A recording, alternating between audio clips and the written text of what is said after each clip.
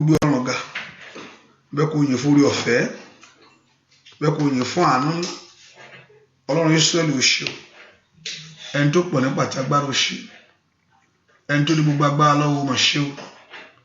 Mo yìn ọ́ fún iṣẹ́ rẹ, mo yìn ọ́ fún iṣẹ́ rẹ lórí ayé mi. Dúpẹ́ lọ́wọ́ Ọlọ́run yìí, ọba tí ò fi àwọn tiẹ̀ sílẹ̀, ọba tí ò jẹ́ ó jìyà, ọba tí ò jẹ́ kí ayé pọ́n ọ lójú, ọba tí ò jẹ́ kí ìfẹ́ ọ̀tá ṣẹ lórí ayé rẹ.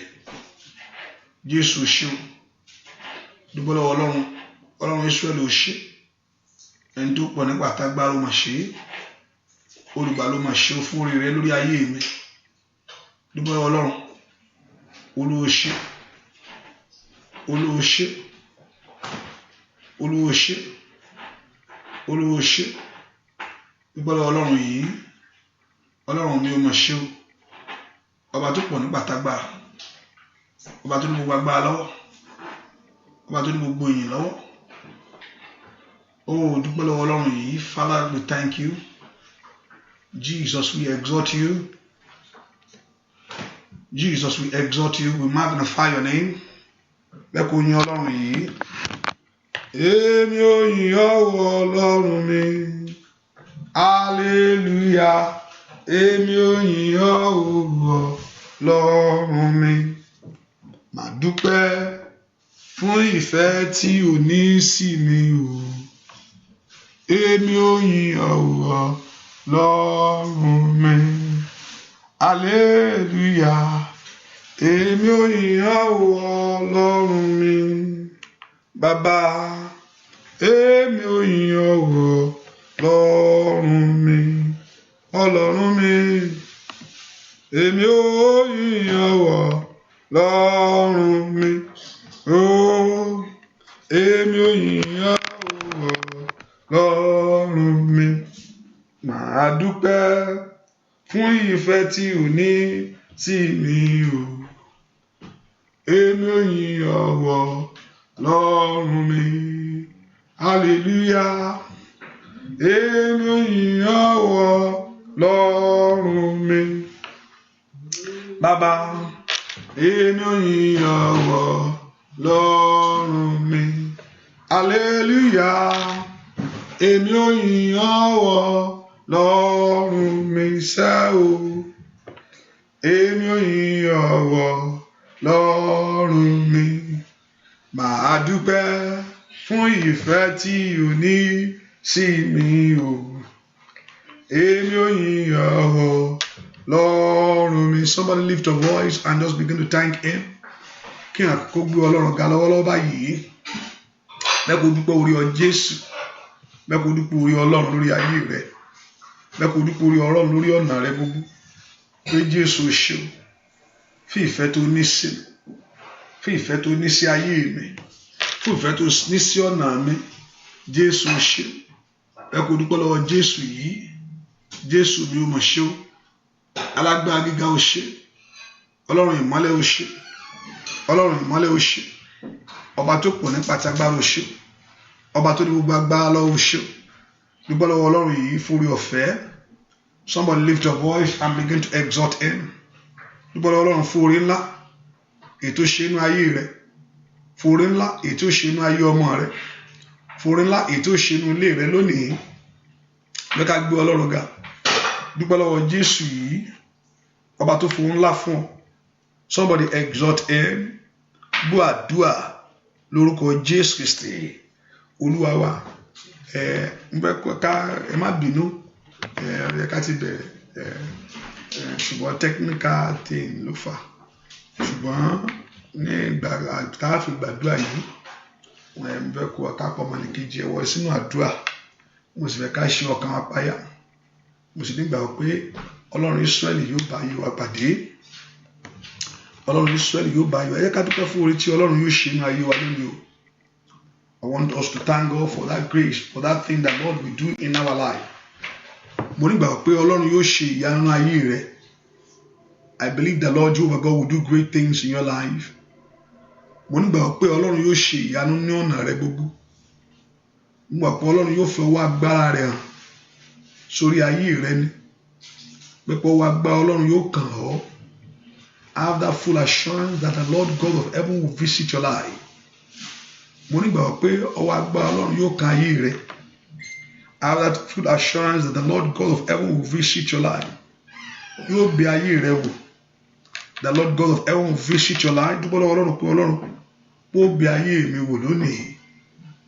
Dúpẹ́ lọ́wọ́ Ọlọ́run pé Ọlọ́run mo dúpẹ́ pé ó bẹ̀ ayé, you will visit my life. Dúpẹ́ lọ́wọ́ Ọlọ́run pé Ọlọ́run yóò bẹ̀ iṣẹ́ rẹ wò.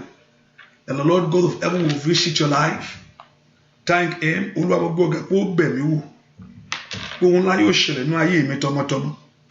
Thank him for it.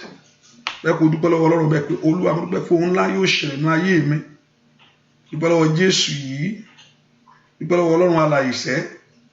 Pé ohun ńlá yóò ṣẹlẹ̀ ní ayé rẹ. Dúpẹ́ lọ́wọ́ Jésù. Olúwa mo dúpẹ́ pé ohun ńlá yóò ṣẹlẹ̀ ní ayé mi o. Dúpẹ́ lọ́wọ́ Jésù sẹ́. Olúwa mo dúpẹ́ pé ohun ńlá yóò ṣẹlẹ̀ ní ọ̀nà mi gbogbo. Wọ́n lọ pé ohun ńlá yóò ṣẹlẹ̀ ní ayé àwọn ọmọ mi. Bẹ́ẹ̀ pé ohun ńlá yóò ṣẹlẹ̀ ní ilé rẹ. Bẹ́ẹ̀ pé dúpẹ́ lọ́wọ́ Jésù bẹ́ẹ̀ pé Olúwa mo gbọ́ ọ̀gá. Fún ohun ńlá yóò ṣẹlẹ̀ ní ayé mi lónìí. Somebody thank him. Pé ohun ńlá yóò ṣẹlẹ̀ ní ọ̀nà rẹ. Ọba tí ó ṣe ohun ńlá ní ayé rẹ lónìí. Dúpẹ́ lọ́wọ́ Jésù. Ọba tí ó ṣe ohun ńlá ní ilé rẹ lónìí. Thank him for what God will do in your life. Bẹ́ẹ̀ pé gbé Ọlọ́run ga fún. Dúpẹ́ lọ́wọ́ Ọlọ́run fún ohun ńlá tí ó ṣe nínú ilé rẹ lónìí. Dúpẹ́ lọ́wọ́ Ọlọ́run. Jésù ṣe o. Fún ohun ńlá tí ìwọ Ọlọ́run yóò ṣe nínú ilé mi. Fún ohun ńlá tí ìwọ Ọlọ́run yóò ṣe nínú iṣẹ́ mi. Ọlọ́run gbé Jésù yìí ga pé yóò ṣe ohun ńlá nínú ayé rẹ lónìí. Bẹ́ẹ̀ kó dúpẹ́ pé yóò ṣe ohun ńlá nínú ilé rẹ. Dúpẹ́ pé ọwọ́ Ọlọ́run yóò kàn ọ́. Yóò kan ayé ọmọ rẹ, yóò kan iṣẹ́ rẹ. Bẹ́ẹ̀ fún ohun ńlá tí Ọlọ́run yóò ṣe ní ọ̀nà rẹ gbogbo. Olúwa mà ṣe o. Olúwa mà ṣe o. Olùgbà ló ṣe. Olùgbà ló ṣe nínú ayé mi lónìí. Olúwa ṣe lórí iṣẹ́ mi. Olúwa ṣe lórí ọ̀nà mi gbogbo. Olúwa ṣe nínú iṣẹ́ mi.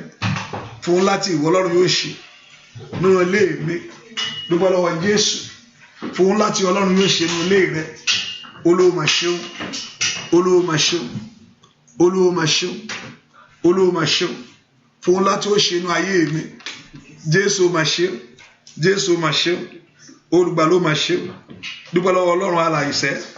Fún ohun ńlá tí ó ṣe nínú iṣẹ́ rẹ lónìí. Olùgbà ló ṣe. Fún ohun ńlá tó ṣe nínú ilé mi. Olúwa ṣe. Kábíyèsí ó ṣe. Olùgbà ló ṣe o. Ayọ̀ ọ́. Fún ohun ńlá tí ìwọ Ọlọ́run yóò ṣe. Olùgbà ló ṣe. Olùgbà ló ṣe.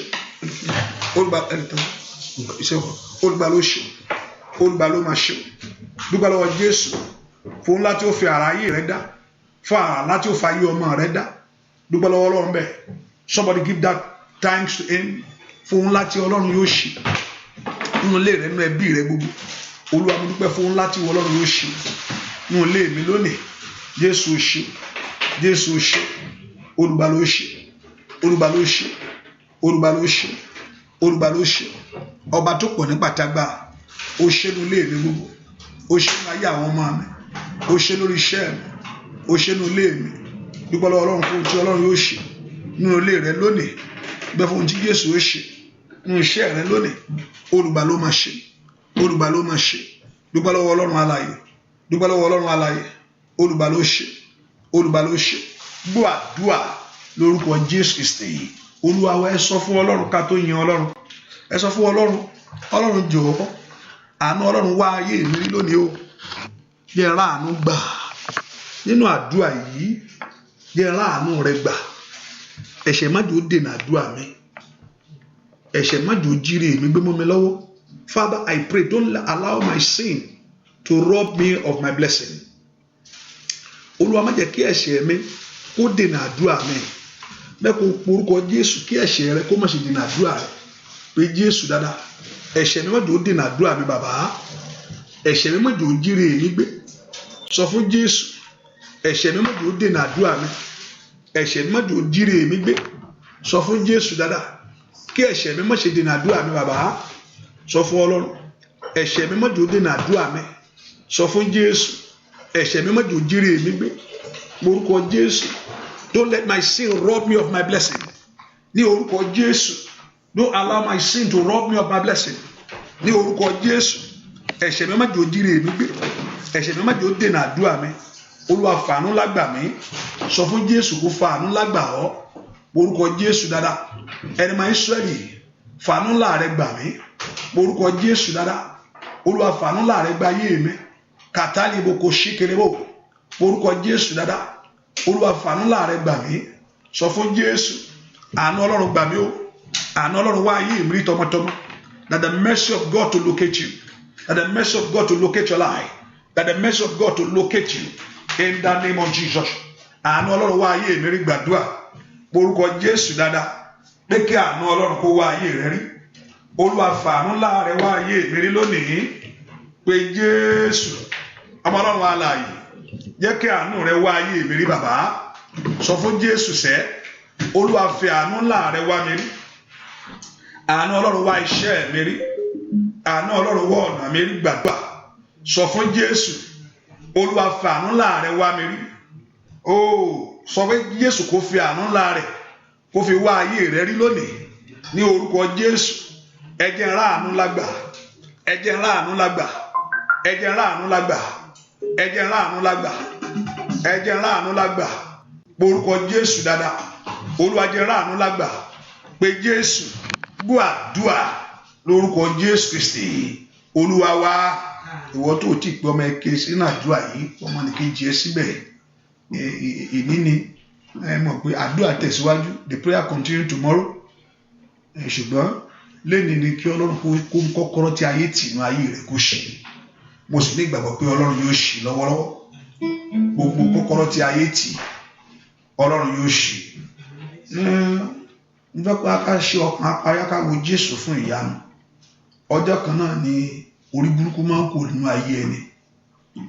It's one day, kò ní ṣọjọ́ méjì. Ọjọ́ kan láyé ẹni máa ń kó nínú ìyà. Lẹ́ni Ọlọ́run yóò mú ìyà ayé ẹ kúrò. Ẹ̀gàn rẹ yóò tàn pátápátá. Ẹ̀gàn àtòṣì rẹ yóò dópin lónìí. Ẹni tó lágbára ńlá yóò fọwọ́ agbára kàn ọ́. Ẹni tó lágbára ńlá yóò fọwọ́ ìyanu kan ayé rẹ. Ojú Ọlọ́run ò ní dójú ìgbàgbọ́ tì ọ́. Ojú ìgbàgbọ́ ò ní ti ayé rẹ lọ́wọ́lọ́wọ́. Ẹnu ẹ̀gàn ò ní tẹ̀ ọ́. Jésù ṣe o. Jésù ṣe. You can off it. No, you can't. You off it. Off it. It's on. It will block. Is it off? Ẹnu ọ̀gàn ò ní ti ayé rẹ sẹ́. Agbá Ọlọ́run kó kàn wá. Mo fẹ́ ká yin Ọlọ́run. Nínú yín ènìyàn fi ń lọ síwájú Ọlọ́run. Jésù ṣe o. Ìwọ lọ́pẹ́ yẹ. Bàbá ó ṣe o. Mẹ́sàyà. Ìwọ lọ́pẹ́ yẹ. Ó ṣe o. Mẹ́sàyà. Ó yá dúpẹ́. Ìwọ bàbá nìyẹn. Ó ṣe o. Kábíyèsí Mẹ́sàyà. Mo ní ìwọ ní gbogbo ìyìn yẹ. Ó ṣe o. Alágbára Mẹ́sàyà. Ìwọ alọ́pẹ́ yẹ. Bàbá ó ṣe o. Olódùmarè ṣe. Mẹ́sàyà. Ìwọ alágbára lọ́pẹ́ yẹ. Ó ṣe kábíyèsí.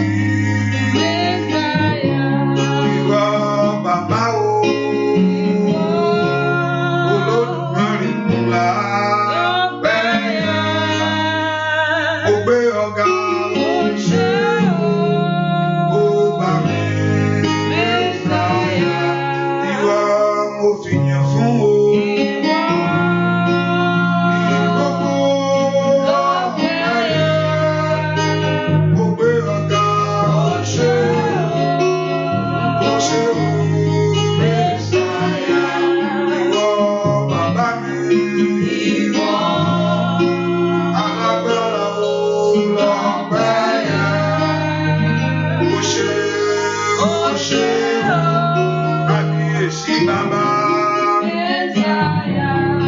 Ìwọ Olódùmarè. Ó ṣé o. Arúgbó ọjọ́. Asọ̀rọ̀ má yẹ bàbá o.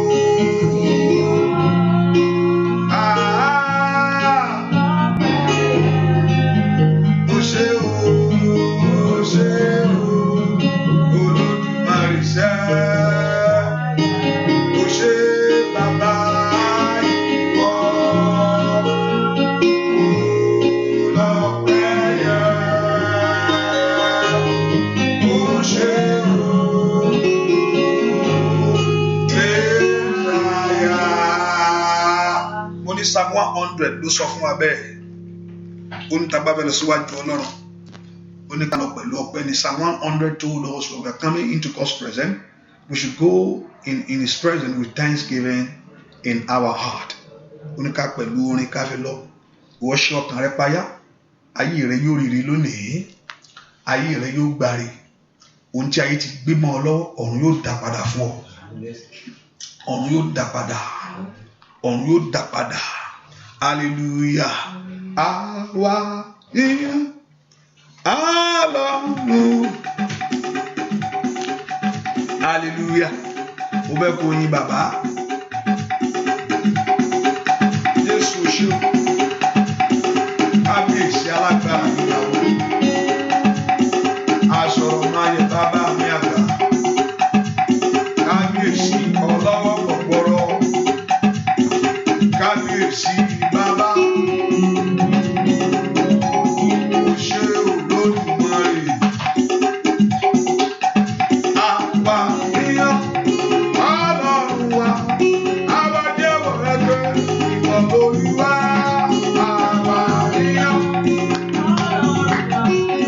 àwa jẹ́wọ́ rẹ pé ìwọ l'Olúwa. Àwa yàn Ọlọ́run wa. Àwa jẹ́wọ́ rẹ pé ìwọ l'Olúwa o. Àwa níyàn Ọlọ́run wa.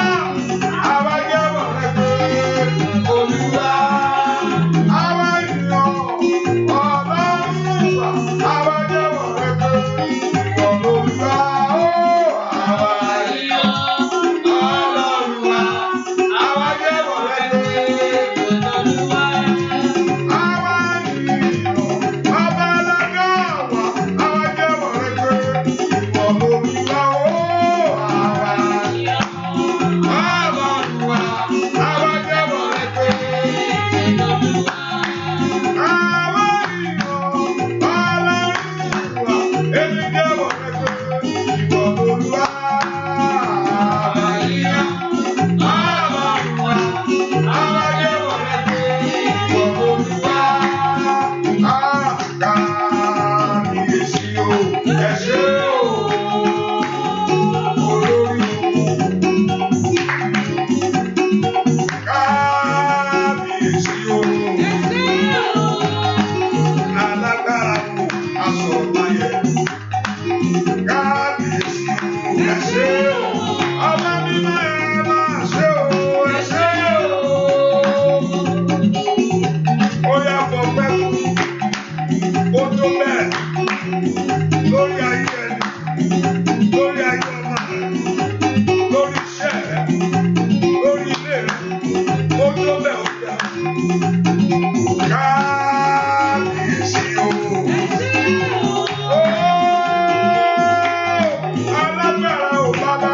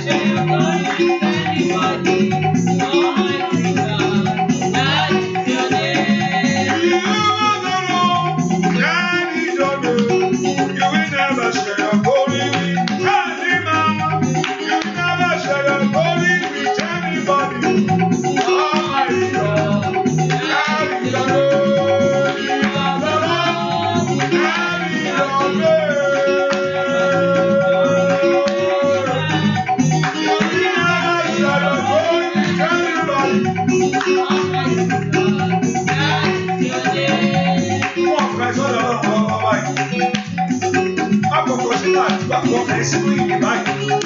Ọ̀pọ̀lọpọ̀ ẹja lọ síbi àdúrà fẹ́ gbà báyìí. Gbogbo ẹ síbi bí ọkàn rẹ síbi lọ́wọ́lọ́wọ́ báyìí. Ẹ jẹ́ ká gbàdúrà àdúrà yẹn ni mo fẹ́ bí àdúrà yẹn mo fẹ́. Ibi ìníṣẹ́ fún wa. Ọlọ́run ti mú ló fẹ́. Gbogbo yìí kó wá fi ayé ẹ dára.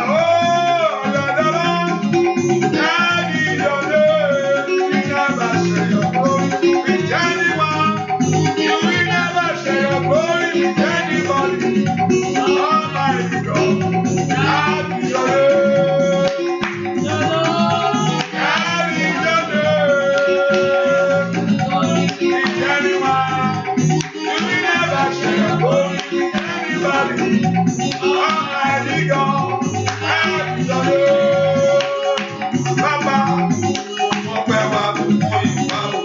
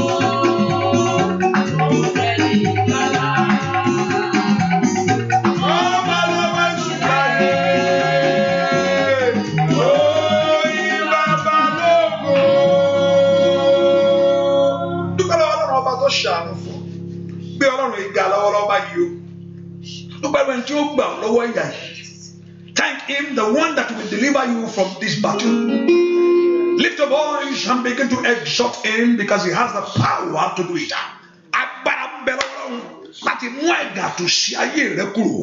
Lift your voice and appreciate this God.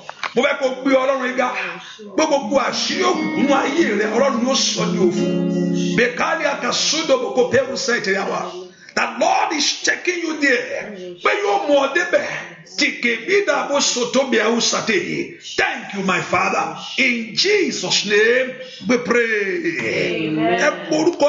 Psalm 2, verse 8 only asks of me, and I give you the Eden for the inheritance, and the utmost part of the earth for thy possession. Remember, he told us that whatever thing that will ban, he said, I will give you the key. Matthew chapter 6, he said, chapter 16, I'm going to give you the key that will open the door, that if you open, that no one can close it. The Lord will release that key into your hand today. The Lord will give to you right now. Amen. In the name of Jesus.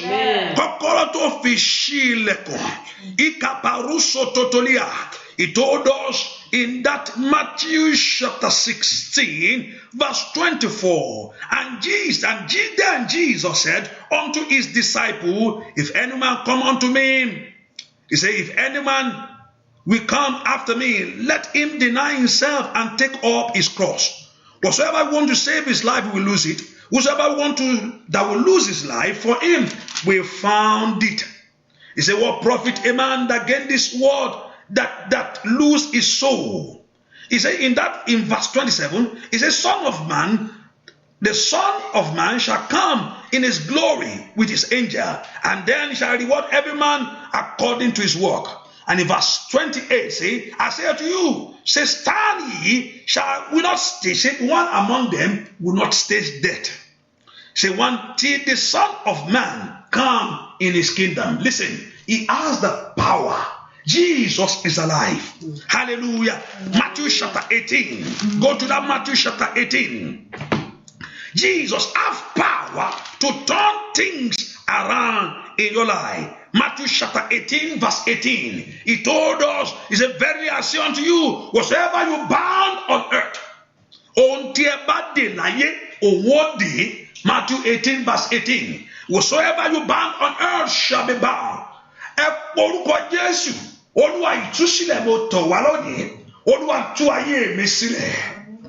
I want to be free. Daddy, I want to be free today. And you go on back to aye, me sílẹ̀. I want to be free from every battle. Mo fẹ́ kí ìpín mi kó gba ìtúsílẹ̀. Màkọ́ bẹ̀rù sọ̀tọ̀tọ̀ lè mẹ́kọ̀ọ́ porúkọ Jésù. Ẹ̀yin ogun ọ̀run ẹ tú ayé mi sílẹ̀. Porúkọ Jésù sẹ́. Màkàbàlàbà tó tó libero soto yẹ̀wò. Porúkọ Jésù ẹ tú mi sílẹ̀. Porúkọ Jésù ọ̀run tú mi sílẹ̀ lọ́wọ́ báyìí. Ó yá gbàdúrà. Olúwa tú mi sílẹ̀. Olúwa tú mi sílẹ̀. Olúwa tú mi sílẹ̀. Porúkọ Jésù, I want to set me free. Ẹ fún mi kọ́kọ́rọ́ yẹn. Give me that key. Ní orúkọ Jésù, màtẹ́tẹ́ ní bàdébàtẹ́lẹ́ bá. Porúkọ Jésù, ẹ fún mi kọ́kọ́rọ́ yẹn. Iná ní kọ́kọ́rọ́ tó sọ fún mi. In Matthew chapter 18 verse 18. Màkàbàrú sọ̀tọ̀ tó ní kọ́kọ́rọ́. Porúkọ Jésù dada. Liberu sọ̀tọ̀ dé. Ẹ fún mi kọ́kọ́rọ́ àṣeyọrí yẹn. I want to come out of failure. I want to come out of disappointment. In the name of Jesus. Olúwa mo fẹ́ gba ìtúsílẹ̀. Dúà lórúkọ Jésù Kristi. Olúwa wa. Mo ní ìgbàgbọ́ pé Ọlọ́run yóò rìn kọjá nínú ayé ẹ láṣálẹ́ yìí. Mo tún ní ìgbàgbọ́ pé ogun ọjọ́ pípẹ́ yóò ṣẹ́. Àmín. Ogun ọjọ́ pípẹ́ yóò ṣẹ́. Àmín Jésù. Ogun ọjọ́ rántí pé Olúwa sọ ní àkọ́kọ́ ní ìgbàgbọ́ tó sọ pé tí gbogbo bá ṣe ọkàn wa payá pé òun ó bá wa pàdé. Ẹ tó ṣèlérí kò parọ́ o. Mo fẹ́ kó ṣe ọkàn ẹ payá tó bá fi ṣèṣòro lálẹ́ fi ṣèṣòro tó bá yẹ pé náà ní last day yẹn mo pápápá I know hallelujah. Ṣùgbọ́n ní àkókò péré títà lò open your spirit, open your mind. Jẹ́ kí ọkàn rẹ kó ṣí payá kó gbárí ẹ. Ọjọ́ kan ní ayé ẹni ṣe rí. Ọjọ́ kan láyé ẹni náà má sì ń burú. Orí rẹ ò ní burú. Ayé rẹ ò ní bàjẹ́. Hallelujah. Ayé mi ń fẹ́ àtúnṣe o. Ayé mi ń fẹ́ àtúnṣe o. Bàbá ẹ̀yin tẹ́ wà lórí showers of blessing yẹn ẹ ṣàmì dáadáa. Ẹ̀yin tẹ́ wà lórí showers of blessing ẹ bá ń ṣàmì gbogbo yín.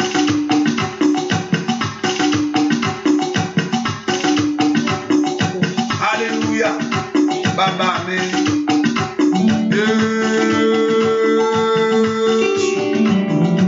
Iṣẹ́ ti kan Olódùmarè. Iṣẹ́ agbára ńlá. Iṣẹ́ ìtúsílẹ̀. Iṣẹ́ ìṣílógo. Ayé àwọn èèyàn yìí wọ́n ti dé o. Àwọn èèyàn ẹ̀ mà ti wá bàbá mi ná. Bàbá ayé mi ń fẹ́ àtúnṣe o. Ayé mi ń fẹ́ àtúnṣe bàbá mi. Kí ló lè dé lọ́nà? Olúwa ṣe é máṣá. Ayé mi ń fẹ́ àtúnṣe. Oyáyá ayé mi ń fẹ́ àtúnṣe. Ayé mi ń fẹ́ àtúnṣe. Kí ló lè dé lọ́nà? Olúwa ṣe é máṣá. Ayé mi ń fẹ́ àtúnṣe. Ọlọ́run rẹ̀. Wọ̀wọ́ yà ó parẹ́ ọ̀rọ̀ mi náà. Wọ̀wọ́ sì ó parẹ́. Wọ̀wọ́ ẹ̀dùn kó sá lọ. Wọ̀wọ́ lọ́wọ́ lórí àyà rẹ̀. Wọ̀wọ́ ẹ̀dùn. Every hand of sorrow, every hand of battle, every hand of disappointment. Ayé mi ń fẹ́ àtúnṣe. Ayé mi ń fẹ́ àtúnṣe o. Àṣẹ kí ló lè dé lọ́nà? Olúwa ṣe é múṣẹ́. Ayé mi ń fẹ́ àtúnṣe. Oyáyá ayé mi ń fẹ́ àtúnṣe. Bàbá ayé mi ń fẹ́ àtúnṣe. Oyáyá kí ló lè dé lọ́nà? Olúwa ṣe é múṣẹ́. Ayé mi ń fẹ́ àtúnṣe. Alágbára ìyàwó bàbá mi. Mo bẹ ti ayẹyẹ ayé rẹ̀ mọ́lẹ̀. Àjókòó pé àkókò sálọ. Olùwàtẹ̀ ìwọ̀n bá mo ní bá ti kọrin tó bá kọ́ máa gbàdúrà mi. Ayé mi ń fẹ́ àtúnṣe bàbá o. Orí mi ń fẹ́ àtúnṣe. Kí ló lè dé lọ́nà? Olúwa ṣe é máṣá. Ayé mi ń fẹ́ àtúnṣe. Oyá oyá oyá oyá. Ayé mi ń fẹ́ àtúnṣe. Ayé mi ń fẹ́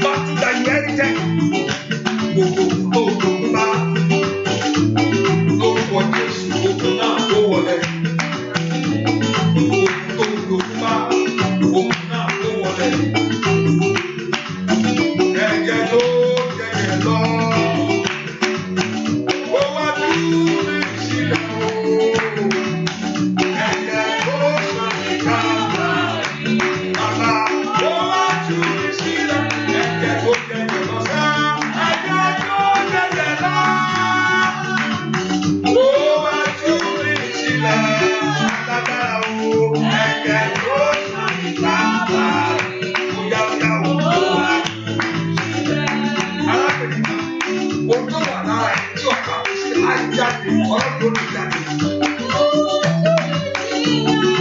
Ojú ọ̀tá fi sára ẹ̀ ló jáde. Màmá àgbàlagbà múra rárá. Ẹ̀jẹ̀ tó jẹjẹ. Ẹ̀jẹ̀ tó jẹjẹ lọ. Ó wá jú mi sílẹ̀ o, alágbára o. Ẹ̀jẹ̀ tó sọ ní káfà. Ó bàbá. Ẹ̀jẹ̀ tó jẹjẹ lọ sá. Ó wá jú ayé mi sílẹ̀ o. Ẹ̀jẹ̀ tó sọ ní káfà. Bàbá. Ó lẹ̀jẹ̀ tó jẹjẹ lọ. Ẹ̀jẹ̀ tó jẹjẹ lọ. Ó kọ́ Jésù ẹ̀jẹ̀ àtúnṣe o. Ó kọ́ Jésù ẹ̀jẹ̀ àtúnṣe o. Gbogbo ẹtí bẹ́ẹ̀ máa kọ́ ẹ̀. Receive the power in the name of Jesus. Receive the power in the name of Jesus. Oh, ẹ̀jẹ̀ tó jẹjẹ lọ. Orí ayé wa o. Ó wá tú ayé mi sílẹ̀ o, bàbá. Ẹ̀jẹ̀ tó sàmì káàmà. Bóyá wá. Ẹ̀jẹ̀ tó jẹjẹ lọ. Ó wá tú mi sílẹ̀ o. Ẹ̀jẹ̀ tó sàmì káàmà.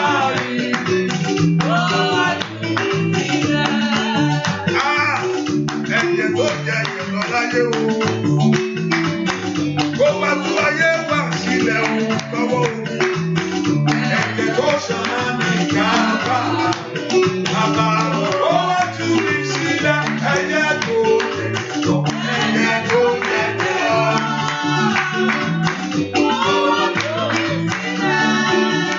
Ẹ̀jẹ̀ tó sàmì káàmà. Ó bẹ̀ láyé. Ìyanu Olúwa. Ìyanu Olúwa. Ó bẹ̀ láyé rẹ̀. Ìyanu Olúwa. Ó bẹ̀ o. Ìyanu Olúwa. Ó máa ń bẹ̀rẹ̀ lẹ́nu àti ìgbésẹ̀.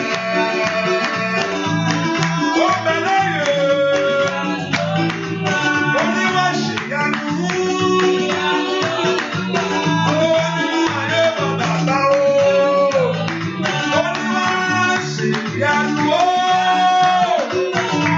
Nínú ayé wa bàbá o. Olúwa ṣèyanu. Nínú ayé àwọn èèyàn yìí ṣá. Bàbá mi ò ní bàbá. Olúwa ṣèyanu o. Nínú ayé wa bàbá ṣá. Olúwa bẹ̀ láyé o. Oní Jésù bẹ̀ láyé ṣá. Ẹni tó ní kọ́kọ́rọ́ láyé àtọ̀run lọ́wọ́ bẹ̀ láyé o. Ìlà àrùsẹ̀ tẹ̀lé ẹ̀dá àrùsọ̀ lọ́dọ̀ mi o. Lẹ́yìn àbábọ̀ sọ́kọ̀ bẹ̀rẹ̀ ọ̀sẹ̀ tẹ̀lé bọ̀ wá. Ìlà àbábọ̀ sọ́kọ̀ bẹ̀rẹ̀ ọ̀sẹ̀ tẹ̀lé bọ̀ wá.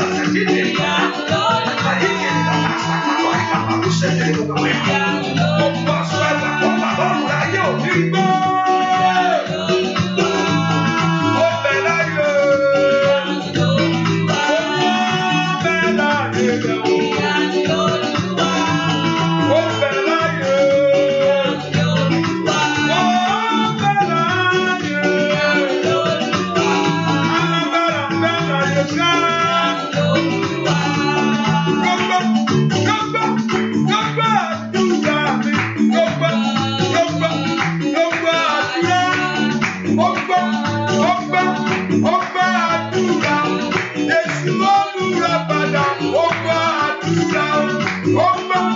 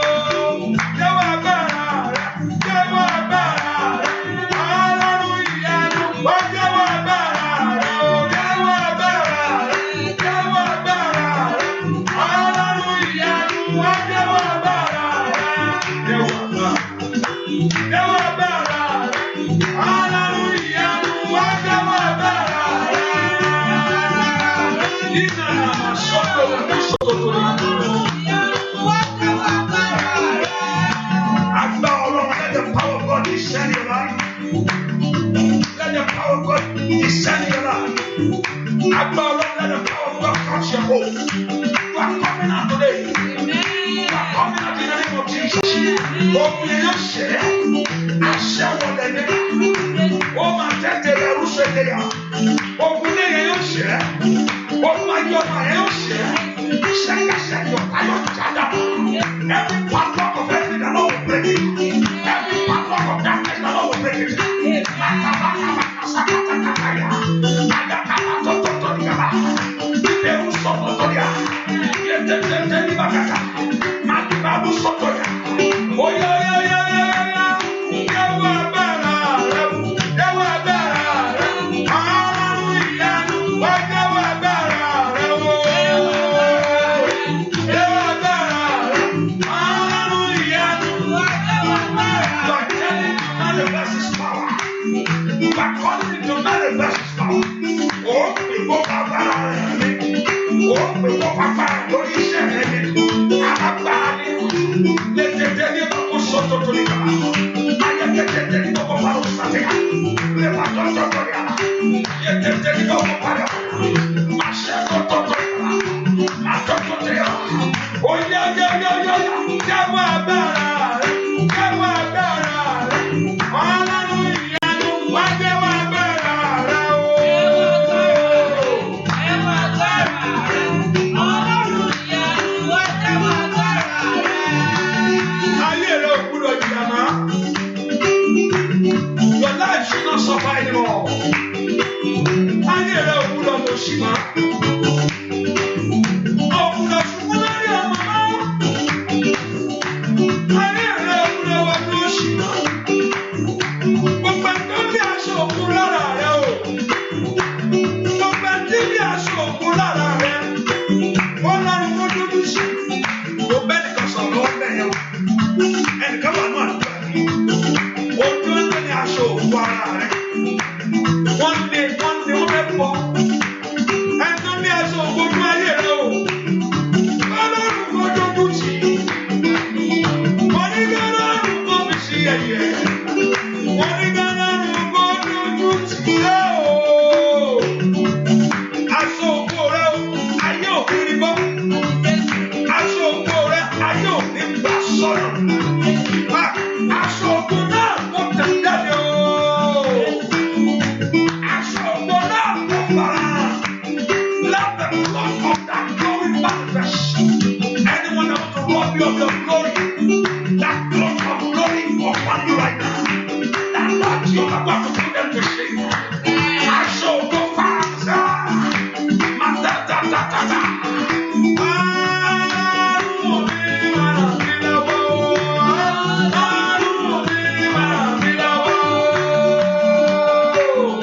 Let Jehovah God arise to help you. Pray that God Jehovah arise to help me. Someone just arise to help me. Need a good shot to Tony Kelly.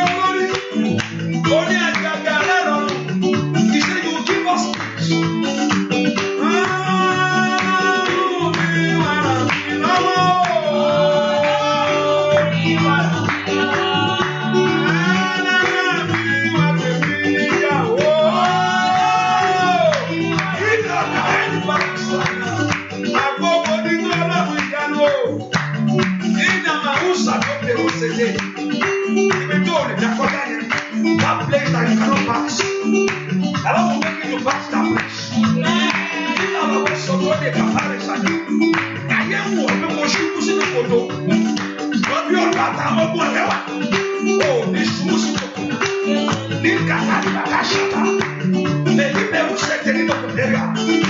So don't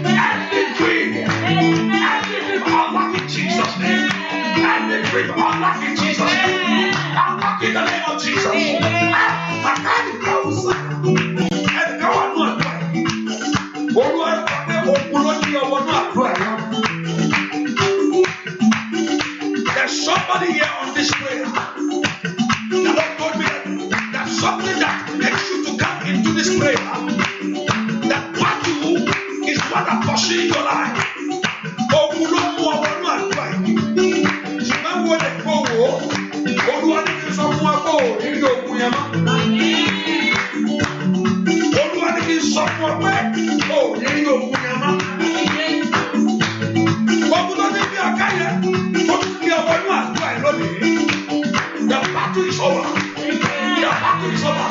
That battle is over. That battle is over. That battle is over. That battle is over. That battle is over. That battle is over. In the name of Jesus, that battle is over. In the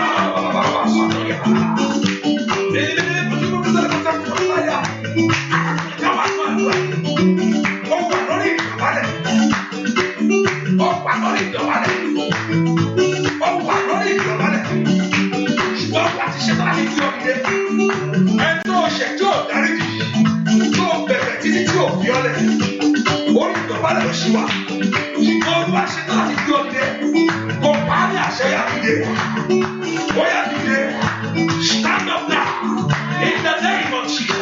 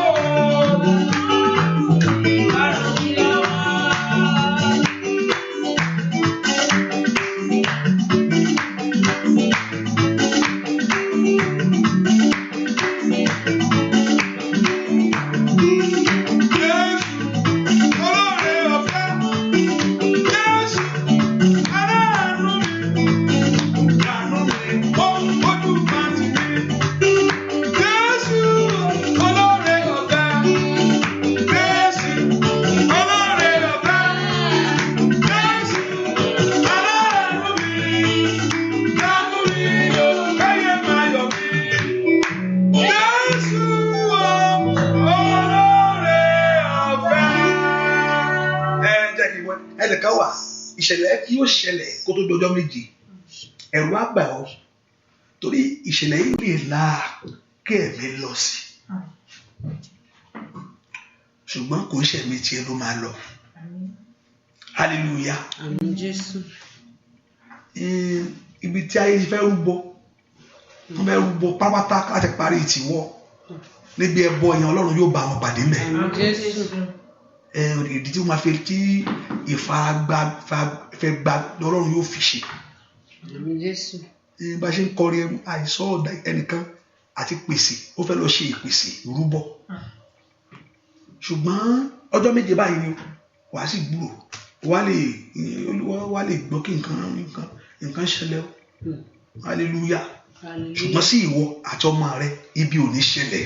àmín Jésù. ṣùgbọ́n sí ìwọ you and your family no evil shall befall you. amen. ẹni tó bá rúbọ òkùnkùn nítorí tiẹ̀ anyone that sacrifice evil before you concerning your life the Lord will send it back to sender. amen. ẹnikẹ́ni tó fẹ́ rúbọ àṣìtì torí tiẹ̀ tó lóun fẹ́ lọ gbé ẹbọ lórúkọ Jésù kọ́lọ́run kó dẹbọ ẹni lórí. àmín Jésù. mo ní kí Ọlọ́run kó dẹbọ ẹni lórí. àmín Jésù. ó wá lè la nǹkan lọ ṣùgbọ́n ṣàgbà pé àṣẹnu ìṣàgbé kó gbọ́ kó máa jó pa Ọlọ́run ti mú wọn o Ọlọ́run ti bà tí wọ́n jẹ́ má jó má ṣe bẹ́ẹ̀ o torí pé bílí pé tó o bá ṣe bẹ́ẹ̀ òun á dáwọ́ ogun yẹn dúró òun ò ní jà mọ́.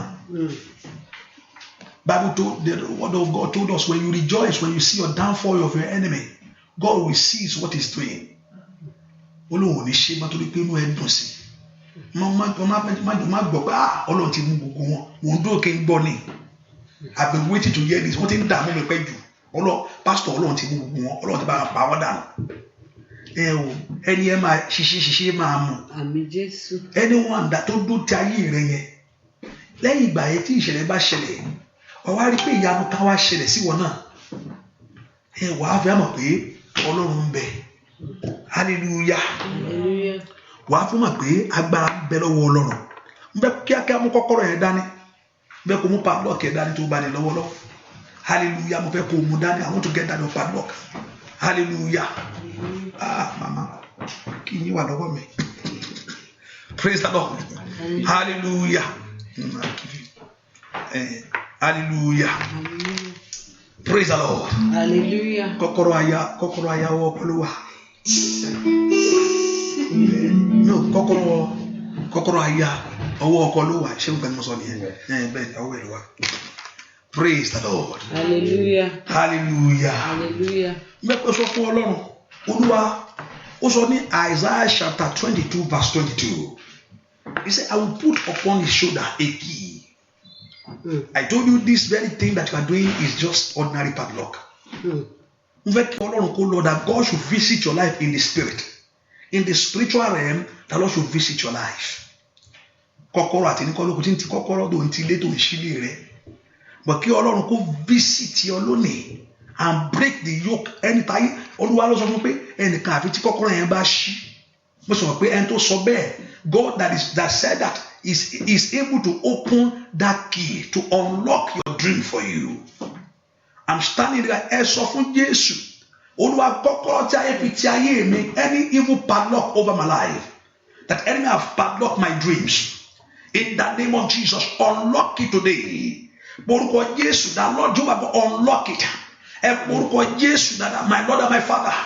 Orúkọ Jésù ó yá gbàdúrà màkàbà kótótó ní kọ́kọ́rọ́ tá ẹbí tí ìrìn àjò mi every evil padlock over my life every evil padlock over my dreams every evil padlock over my life every evil padlock in the life of everyone gbogbo ẹni tó wá sínú àgọ́ ẹ̀ tí ayé ti ti ayé ẹ̀ bá ní orúkọ Jésù that enemy have padlocked their life mẹtẹẹrù sọtọtọ ní kéré bó kábàáyà bá I stand by the power of the authority of the Lord in any area of life that enemy have padlocked your dreams. I pray in the name of Jesus in any areas of life that enemy have padlocked your life. In the name of Jesus, let Holy Spirit release you. Ní orúkọ Jésù, Olúwa kó tú yín sílẹ̀. Gbogbo ẹ̀jẹ̀ ayé ti ayé ọmọ rẹ̀ pa. Ní orúkọ Jésù, that enemy have blocked that dream. In the name of Jesus, Akapalu Sotolia, Leberu Sotolia. Ní orúkọ Jésù, in any area that ever padlocked their life, in the name of Jesus, in Jesus' name we pray. Ẹnìkan múra dáadáa, mo ní pé Ọlọ́run fẹ́ gbé ọwọ́ lẹ́nu ẹ̀ lọ́wọ́lọ́wọ́ báyìí. That Lord Jehovah God will touch your stomach. Bẹ́ẹ̀ kó múra dáadáa, wàá sì bọ́ lọ́wọ́ ogun yìí. Ìwọ náà mọ̀ pé lálẹ́ yìí pé ó gba ìtúsílẹ̀. Wàá mọ̀ pé ó gba ìtúsílẹ̀. Mo gbàdúrà ẹnikẹ́ni kí ni I'm standing in the gap for them. If you don't have a padlock, get the cloth tied together. If you don't have any padlock, tie the cloth together, tie a cloth or get a key to go and open. Just do something that you are standing in the faith. If you don't have any padlock, that's why I have one for you. Hallelujah. That's why I'm here with one. I'm standing for you. You just begin to tell the Lord what you are experiencing and that what is going on in your life. If you don't have a padlock, tie a cloth together, you're going to lose it again. It's just a point of contact. Hallelujah. It's just a point of contact by faith. If you don't have one, don't worry. Just relax. That's why I'm standing in the gap for you. That's why I have one in my hand. And those people that ask, after I finish, I will tell you what to do with it.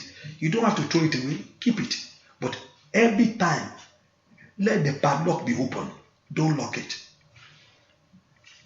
What I say? Anytime you want to use it, lock it. Anytime when you don't use it, unlock it. When you want to use it, like you want to travel with it, lock your luggage. Ẹ ti luggage kí fẹ̀rẹ̀ ń di ọ̀kẹ́ mọ́ bá tọ́ bá sọ. Hallelujah. But if you're at home, just make sure that it's on all open. Just do that. Praise the Lord. If you are using clothes, just that's the parlor, because I don't want to go and don't throw it away. Hello, don't throw it away. Because I see in the morning somebody was asking me, is your parlor. Mistakenly, you don't see it, don't worry. Iṣẹ́ ti parí lórí ẹ̀ lónìí. Hallelujah. Iṣẹ́ ti parí. Ìwọ ni Ọlọ́run ti tú sílẹ̀. Kò ń ṣe padlock yẹn ló dé ẹ̀. This is not padlock of your life. Kò mú ayé ẹ mọ́lẹ̀ kò. Ohun tí ayé lò nú ẹ̀mí tó fi mú ẹ mọ́lẹ̀ ni kí ọ̀run tú sílẹ̀. Ẹ porúkọ Jésù. Unlock me, oh God. Olúwa tú mi sílẹ̀. Gbogbo agbára tó di ayé mi mọ́lẹ̀. Ìka bàbá ohun tí ayé fi di ayé mi o. Ohun tí ayé fi ka ayé mi, they have used to lock my dream. Ohun tí ayé fi ka ayé mi kò bá jẹ́ ìṣòro fi ka ayé tiẹ̀. Àwọn tú mi sílẹ̀ lọ́wọ́lọ́wọ́. Mo fẹ́ bọ́ lọ́wọ́ ogun yìí. I want to come out. Mo fẹ́ kí ayé àwọn ẹ̀kọ́ rí ìyanu. I want the life of this one to experience the power of God. Ọlọ́run tó rán mi níṣẹ́ o. Àkókò ti tó. It's time, oh God. Àkókò ti tó. Lẹ́bẹ̀rù sẹ̀tẹ̀ ní mo kàbá. Àkókò ti tó mẹ́kọ́bẹ̀rù sẹ̀tẹ̀. Lẹ́bẹ̀rù sàtà. The time has come, oh God. Gbogbo ẹni tó wọnú àdúrà yìí wá. Everyone that entered into his prayer. Mẹ̀sídà bàbá sọ̀rọ̀ yà. Unlock their dreams, oh God. Unlock their life, oh God. Unlock their dream, oh God. Ẹ̀ntì ayé ti gbà. Ní orúkọ Jésù. Ẹ̀ntì ayé ti ayé rẹ̀ mọ́lẹ̀. Dúà lórúkọ Jésù Kristi. Olúwa wá. Ní ìmọ̀ tí mo bá dé mo kàn gbọ́ teacher. Hallelujah. Olùkọ́ fẹ́ kọ́ mi lẹ́kọ̀ọ́. Teacher. Hallelujah. Mo kàn gbóhùn yẹn teacher. Gbogbo ẹni tí ayé tí ayé ẹ̀ mọ́lẹ̀ wọ́n gbẹ́ pé teacher ni ọ́ lórúkọ bẹ́ẹ̀ kọ́ ti pè ọ́ teacher rí àǹtí teacher lórúkọ Jésù ìdí ẹ̀ kó já amen lórúkọ Jésù teacher ní orúkọ Jésù teacher lórúkọ Jésù gbogbo alágbára ọmọ tó yọjú sí ọ lípa rúṣàtà kó ló wà kó dójú tì wọ́n amen. Mi gbọ́ lórúkọ Jésù ní kábàáwò ṣàtọ́bẹ̀rù sàtẹ́rì alágbá tó dó ti ayé rẹ lónìí the one that rise against your life let Jehovah God put them to shame. Let Jehovah God put them to shame. Ẹ gbàdúrà ní ìgbà kẹta Olúwa kọ́kọ́rọ́ tí ayé fi di ayé mi ẹ gbé orí yín sókè ẹ̀yẹ ẹnu ọ̀nà gáàsì gbé yín sókè ẹ̀yẹ ẹnu ẹ̀ náà yẹ ẹ̀mú ti ń dání lórúkọ Jésù kí ọba ògo kó ṣe ìtúsílẹ̀ ayé yín lọ́wọ́ báyìí bàkàlì bá kú ṣe tẹ́lẹ̀ kaba kí ọba ògo kó ṣe ìtúsílẹ̀ lọ́wọ́ ẹ gbé orí yín sókè lift up your head oyin gate gbogbo lẹ̀kùn tí ayé tì lift up your head oyin gate ẹ gbé orí sókè lift up your head oyin gate ẹ gbé orí sókè kí ọba ògo kó wọlé wá kó wọlé ìrìn àjò ayé àwọn èèyàn wá lift up your head oyin gate let the King of Glory enter ikababa sondo bakata letototototoya makabaru sototo nikerebo lift up your head oyin gate kí ọba ògo kó wọlé wá le sondo bakoshata lift up your head oyin gate let the King of Glory enter ẹgbẹ́ orí sókè ẹ̀yẹ ẹnu ọ̀nà ẹgbẹ́ orí sókè lift up your head oyin gate gbogbo ẹ̀yìn ilẹ̀kùn ìtìjú ní orúkọ Jésù lift up your head oyin gate right now let the King of Glory come sing in the name of Jesus lift up your head oyin ẹgbẹ́ orí sókè ní tatatatataria kí ọba ògo kó wọlé wá lọ́wọ́ ìkàbà gbogbo àṣetì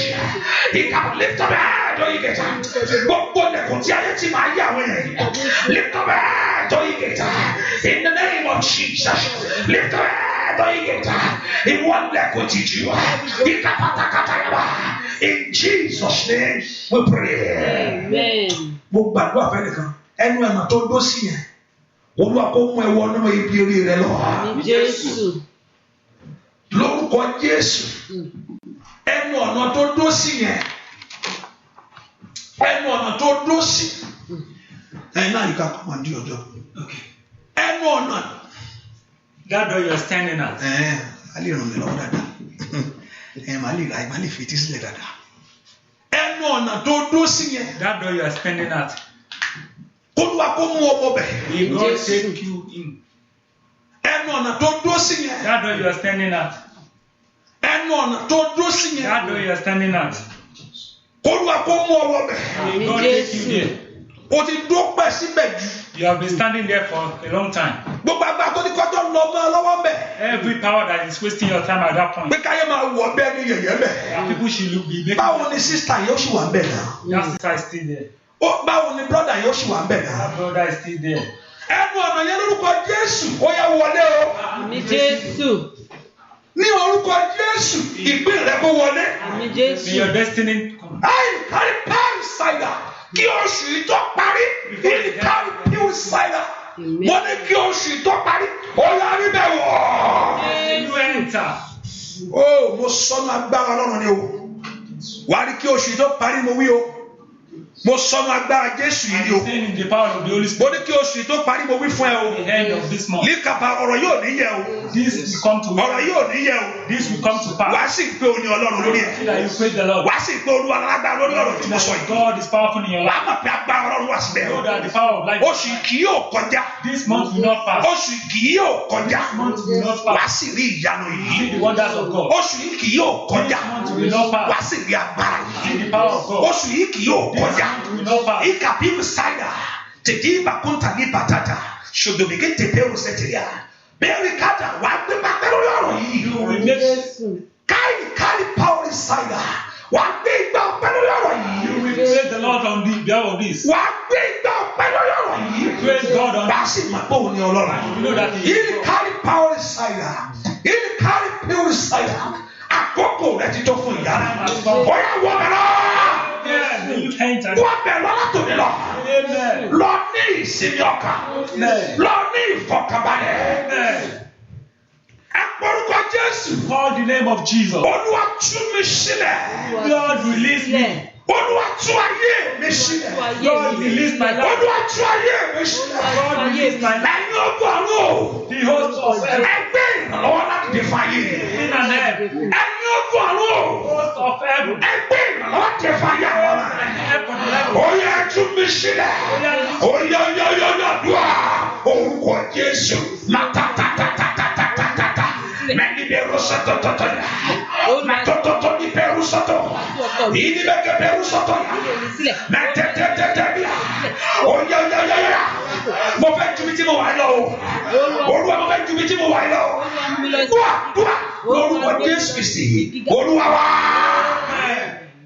Mo ní ó yẹ kí àkàrà máa rò mo bẹ́ẹ̀ nìkan sọ̀rọ̀ lọ́sàn-án yìí. I was talking to someone this afternoon. Mo ní ti bára rí tíntìní kan lákàntì. If I say I have something small Mo in ní máa that, dùn máa wo owó yẹn báyìí. I will be happy Ṣé pé mo ní tíntìní mẹ́? that I have something there. Owó tí ó lè tí bíìlì máa gbélé kan tí ó máa mì. That bill we just look at and just take it. Owó tí bíìlì máa mì. That bill will be something nothing behind it. Owó lé lásán á mì lẹ́ẹ̀kan. The one for the house rentage. Nígbà tí wàá rí mi máa ní fẹ́ nà kó má kúrò mbẹ́. And I will now want to spend it. Máa gba owó yìí má kúrò mbẹ́. This money don't give. Máa gba owó yìí má kúrò nù kílé. This money don't give. Ṣùgbọ́n tí bíìlì bá yọjú sí. But when bill enters, Á gbé mi ìyáká. we just Yóò sọ àwọn òun bí kò ronú ju bẹ́ẹ̀ máa sọ fẹ́ ó yẹ kọ́ lọ́run gbé mi ju báyìí lọ. that God also have lifted me up more pé than kò wo nǹkan kó wo àkáǹtì ẹ̀ kò bú ẹ̀rìn. that you look at your account and you'll be happy. pé kò wo àkáǹtì ẹ̀ lómi àwọn àkáǹtì àbú ẹkún. You will, wọ́n tuntun yọ owó. some people will look at it. wọ́n tuntun yọ owó. wọ́n tuntun yọ owó. àgàkẹ́ pé ìyàwó rẹ̀ ló gbé káàdì lọ. Especially if it's your wife. tàbí dáàdì ló gbé káàdì lọ ìkànnì méjì ní gbé lọ ń bẹ̀. hallelujah. Hallelujah. ẹ lóde à ó lè tún jẹ́kó tó ṣáwó yẹn kí ni ẹ ti tún wọ rẹ́ẹ̀d. ó ní wo báńkì àtà àkàtẹ́ kó o bú sẹ́kún mọ́ Amen. Jesus. Don't look at your bank account and start crying again. ẹ ṣàmì dáadáa. Àmì Jésù. ọmọ ẹ ò ní wá béèrè nǹkan lọ́wọ́ ẹ pé ẹ̀yin ọmọ ẹ tútù dé o.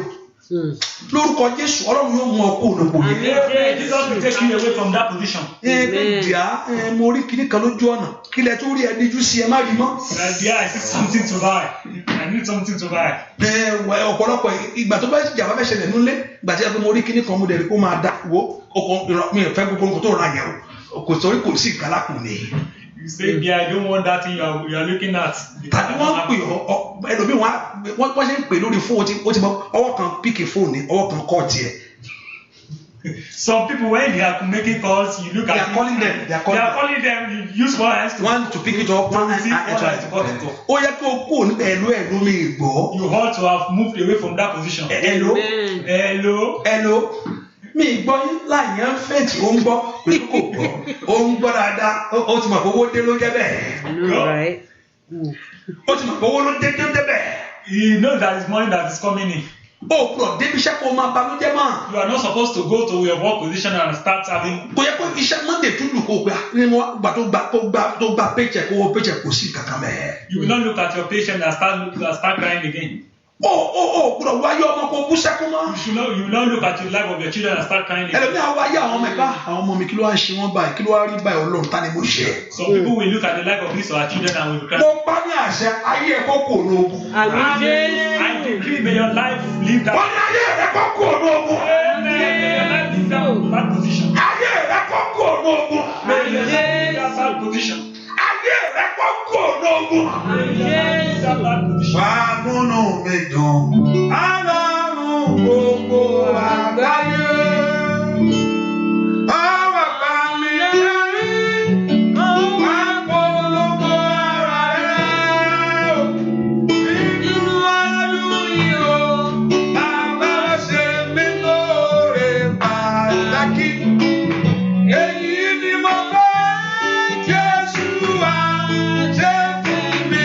Óyá múnú mi dùn. Ọlọ́run gbogbo àgbáyé. Bàbá mi o, bàbá mi lẹ́yìn. Wá polówó ara rẹ̀. Óyá nínú ọdún yìí o, bàbá wá ṣe mí lóore pàtàkì. Èyí ni mo bá Jésù wá ṣe fún mi. Ó wá múnú mi dùn. Ọlọ́run gbogbo àgbáyé. Wá bá mi lẹ́rìn. Wá polówó ara rẹ̀. Nínú ọdún yìí o, bàbá wá ṣe mí lóore pàtàkì. Èyí ni mo fẹ́ Jésù wá ṣe fún mi. Ẹ porúkọ Jésù dìde fún ìrànlọ́wọ́ mi. Orúkọ Jésù. Lord, arise from my head. Ó yẹ tú mi sílẹ̀ ní jáde dè mí. Lord, use me and arise from my Ẹ head. dìde fún ìrànlọ́wọ́ mi. Arise from my head. Ẹ mú mi jáde ní ti ayé tì mí. Take me away from this. Mo fẹ́ bọ́ lọ́wọ́ ogun yìí. I want to be free. Ogun tó fẹ́ gbaṣọ lára mi. Problem that was Ogun tó fẹ́ jírí ayé mi bẹ́ẹ̀. problem that was Ogun tó fẹ́ sọ mí di èrò ẹ̀yìn. Káyì pàwọ́ sàyà. Ogun tó fẹ́ dọ̀nà mi rú. Oyè bọ́lá náà kò gbàdúrà. Orúkọ Jésù. Kàtàkàtàkàtàkàtà. Làbàkàkàtàkàtà. Lẹ́dẹ̀ kò sẹ́kẹ̀ kẹ̀kẹ́. Lẹ́dẹ̀ tọ́tọ́tọ́ ní kẹ̀kẹ́. Máyà kàtàkàtàkàtà. Lẹ́dọ̀ bẹ́ẹ̀ kọ́ sọ́tọ̀ yá. Rẹ́mẹ̀dọ̀ kàtà. Dúà. Orúkọ Jésù Kristi. Olúwa wá.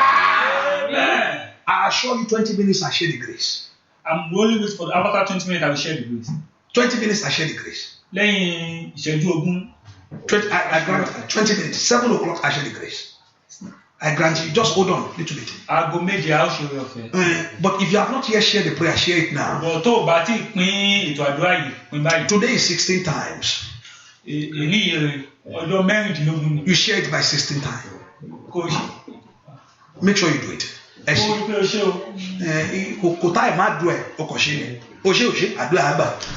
Whether you do it or not, your prayer will be answered. Tó o ṣe àdúrà àgbà o débi ń bà nìyẹn. Ṣùgbọ́n kò dáa kó ṣe. But it's good if you can O do it. ṣe kò táì má dùn ẹ̀. It doesn't tire. Èyí má dùn ẹ̀ fún ẹ. Wẹ̀yìn mẹ́ta tó bá lè ṣe àkìlẹ̀ ẹ̀. Look at 3 persons that can share that. Mi táì má dùn ẹ̀. Àdúrà àgbà.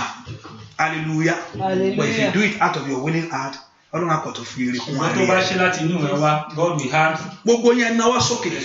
Lift up your hands. ẹ sọ fún Jésù bí tó wà sẹ́. Tell Jesus where you are. gbogbo ohun tí mo náwó mú tí ọwọ́ mi ò tó. Where I stretch my hand that my hand does not reach. gbogbo ohun tí mo náwó mú tí ọwọ́ mi ò tó. Everything I'm looking at does not ohun tí mo fà tí ò ṣe é fà. Those things I'm trying to ẹ̀yin ọmọ rẹ bá ń fà jáde. Most of them fall. Yíká bàbá Sandaya. Ó yá gbàdúrà orúkọ Jésù. Orúkọ Jésù. Ohun tí mo náwó tí ọwọ́ mi ò tó. Líparọ́ sàtẹ́tẹ̀ ní bàkàtà. Màyé kété ni mo gbàdúrà sẹ́. Ní orúkọ Ní orúkọ Jésù. Màá tọ́tọ́tọ́ ní kérébà. Màá sọ tọ́tọ́ ní kábà. Màyé kété ni mo bọ́ parú sọ́tọ́ ní kábà. Gbogbo ìdíwọ́ Màá tọ́tọ́tọ́ ní kérébà. yọ kúrò lọ́wọ́. Ó yá. Olúwa gbé mi Orúkọ Jésù dada. Gbogbo tí mo náwó tọ́wọ́ mi ò tó. Agbára mú. Dúà lórúkọ Jésù Kristi. Olúwa wa. Amen. Gbórí mi sókè, má jorí mi gbà bọ́dé. Gbórí mi sókè, má jorí mi gbà bọ́dé. Gbórí mi sókè, má jorí mi gbà bọ́dé. Jẹ́ kó rí mi gbàre o, jẹ́ ká yé mi sọ́re. Hallelujah. Hallelujah. Bàbá, bóyá gbórí mi sókè, má jorí mi gbà bọ́dé. Gbórí mi sókè, má jorí mi gbà bọ́dé. Gbórí mi sókè, má jorí mi gbà bọ́dé. Jẹ́ kó rí mi sọ́re o, jẹ́ ká yé mi gbàre. Bàbá, gbórí mi sókè, má jorí mi gbà bọ́dé. Bóyá o, gbórí mi sókè, má jorí mi gbà bọ́dé. Bàbá o, gbórí mi sókè, má jorí mi gbà bọ́dé. Jẹ́ kó rí mi sọ́re, jẹ́ ká yé mi gbàre. Orí mi sókè, má jorí mi gbà bọ́dé. Orí ẹni gbé mi níye. Orí rẹ̀ kó gbé ọ débi láyé. Orí rẹ̀ ò ní burú. Onígbọ́lọ́run kò ṣàlàyé rẹ̀ lórí o. Gbogbo èèyàn tó wà fún àdúrà. Gbogbo èèyàn tó kọlẹ̀ fún nínú àdúrà yìí. Ẹ lọ kọ sílẹ̀. Olúwa lóun ó ṣàánú yín sẹ́. Olúwa ní kí n sọ fún gbogbo ẹ̀ tó kọlẹ̀ fún nínú àdúrà yìí sẹ́. Wàá rí oore tọ́ka sí. Wàá rí oore fún láyé. Ọ̀rọ̀ Ọlọ́run ni mo sọ fún ọ sẹ́. Kọ́lẹ̀. Gbogbo ẹ̀ tó kọlẹ̀ fún nínú àdúrà yìí sẹ́ o. Bàbá mi. Orí mi sókè, má jorí mi gbà bọ́dé. Orí mi sókè, má jorí mi gbà bọ́dé. Jẹ́ kó rí mi gbàre, jẹ́ ká yé mi sọ́re. Bàbá, orí mi sókè, má jorí mi gbà bọ́dé. Bàbá o, orí mi sókè, má jorí mi gbà bọ́dé. Orí mi sókè, má jorí mi gbà bọ́dé.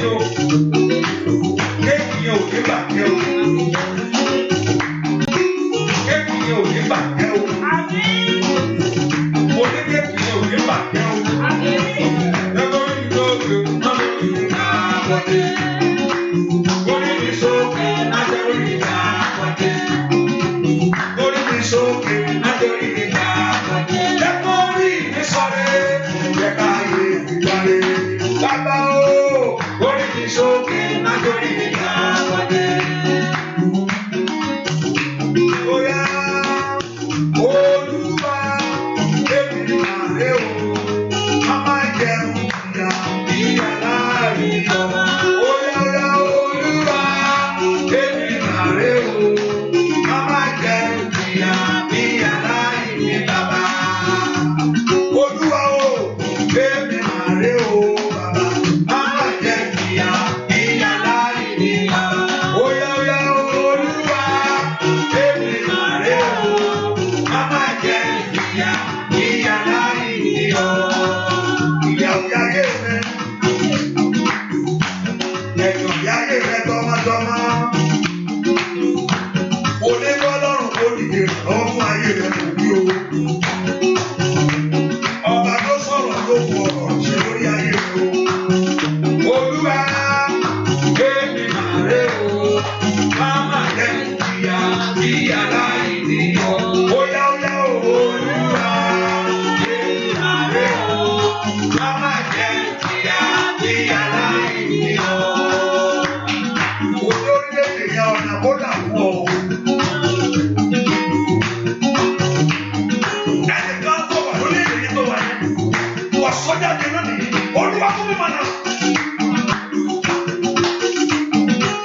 Àríkàtúntò ìjọ parí. Olúwa yóò yẹ ọ lẹ́nu. Sọ́jà dé wà tó wà lẹ́lẹ̀ tó o máa bọ́ ṣe máa ní wẹ̀yẹ. Olúwa fún mi mọ̀nà. Wà àríkàtúntò ìjọ parí. Olúwa yóò yẹ ọ lẹ́nu. Tí ọ̀tá bẹ̀rẹ̀ kóra jọ, ojú àti ìmọ̀.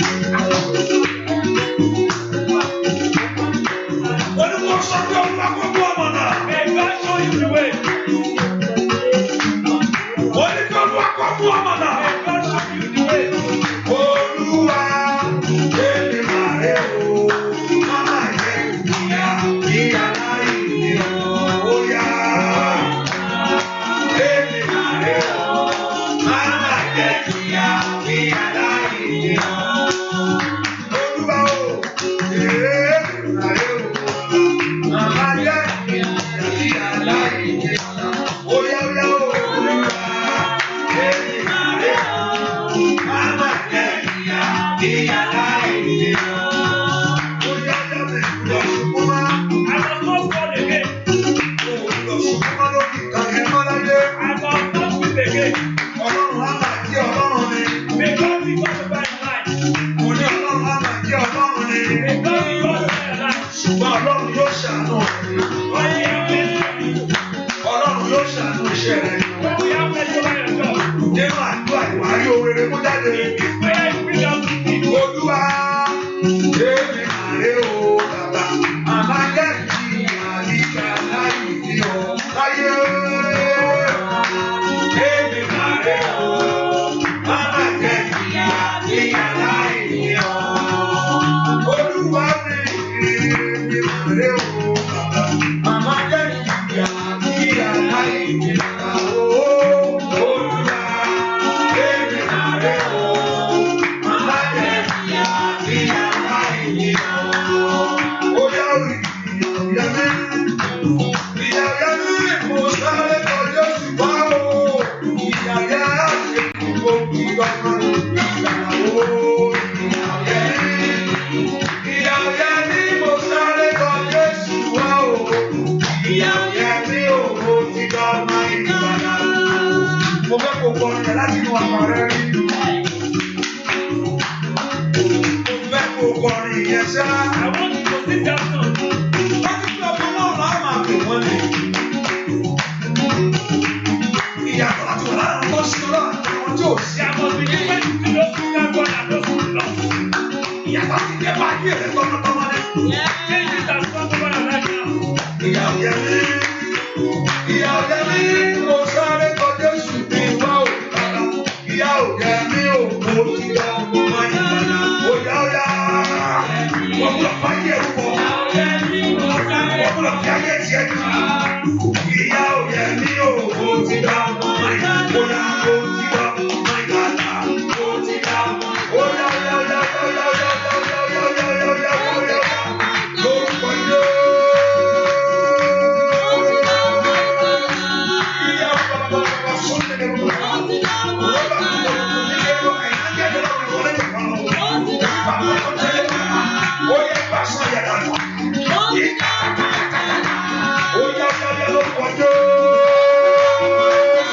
Gbogbo aṣọ ẹgbẹ́ ìtọ́tẹ̀ fọ́dà lọ. Ẹni tó bá kú gbogbo aṣọ ìmọ̀ lórúkọ Jésù. Àdá àgbàlọ́bọ̀ nígbà káwọn kò ṣe ọṣẹ. Yìí àkáyà ọ̀là kọ́ọ̀lù ọ̀tá ọmọ yìí. Yìí àkáyà ọ̀là ọ̀là kọ́ọ̀lù ọlọ́run bẹ̀ láyé. Yìí àbáṣà ọ̀là gbàgbé àánú rẹ̀ tó ti wà. Ọ̀là gbà ṣe yọ ìbẹ̀rẹ̀ lórí lórúkọ Jésù. Ọ̀là alágbára kó pàṣẹ rẹ̀ lórí ayé rẹ̀. Ọ̀là ọ̀pọ̀lọpọ̀ ọ̀pọ̀lọpọ̀ yà. Ọ̀pọ̀lọpọ̀ àṣìṣe ọ̀pọ̀lọpọ̀ àkọ́kọ́ lórúkọ Jésù. Ìwájú rẹ̀ dọ̀kọ̀ látòrí lọ. Ìyá kárí kárí sáyà. Ìyá kárí kárí sáyà. Lórúkọ Jésù. Ọ̀yà jáde lọ́wọ́ yàyà. Ìyá àpáyàtà. Ọ̀yà ìdàkú ònú ayé rẹ̀ lórí. Ẹ̀jẹ̀ rẹ̀ lọ́pẹ́. Ọ̀pọ̀lọpọ̀ yà. Ọ̀pọ̀lọpọ̀ àṣẹjì. Ìyá kárí sáyà. Òkè ọmọ ìgbàlá ṣe òwò. Jésù tẹ̀lé ọ̀rọ̀ rẹ̀. Àní Jésù tẹ̀lé ọ̀rọ̀ rẹ̀. Kò ṣe pa òní, kò ṣe wò lójú. Mo ti dáná ìgbàlá láyé. Mo ti dáná ìgbàlá lórúkọ Jésù. Mo ti àṣẹ́kù olùwàṣẹ́kù lọ́wọ́lọ́wọ́. Ó yá gbogbo etí gbogbo níwà ẹgbà lọ́wọ́lọ́wọ́ yìí. Ó yá ohun àyọ̀ kó ṣẹlẹ̀ nínú ayé rẹ̀ fún mi bàbá. Ó yá ó ti lọ máa ń gbàlá látòkè lọ́wọ́.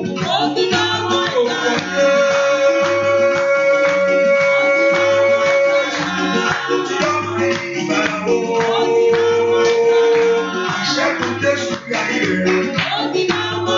Ìṣẹ́gun àti ìfẹ́ bí ayé rẹ̀ kò bí o.